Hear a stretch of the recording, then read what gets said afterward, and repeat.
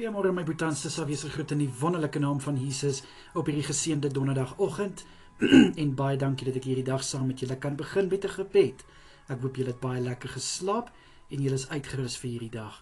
Kom ons bid saam. Vader, baie dankie vir nog 'n dag wat in ons lewens toegevoeg is. Vader, ons kan nie anders net as om vir U alle eer en alle lof te gee dat U vir ons gespaar het deur nog 'n nag en dat ons ook so nog 'n dag kan betree nie. Ons sê vir U so dankie, ons loof en prys U en ons is lief vir U.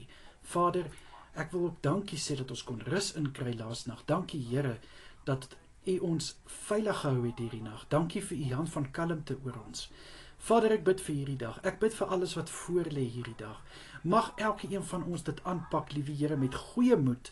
Ek bid, liewe Here, vir positiwiteit in ons arbeid wat ons vandag gaan doen. Vader, dit wat ons gaan doen, mag ons dit doen asof dit nie vir onsself is nie, maar vir U, Here. Vader, mag ons die teenwoordigheid van Jesus Christus soek in alles. Ek bid, liewe Here, dat dit wat ons gaan doen, mag ons U naam kan verheerlik en U naam hoog hou. Asseblief, Here, laat ons lewens 'n getuienis wees van die goedheid en guns van Jesus Christus.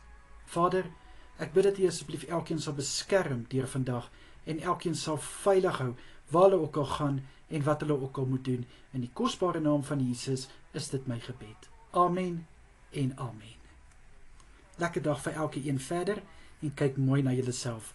Ek bid vanaand weer vir julle. Totsiens almal.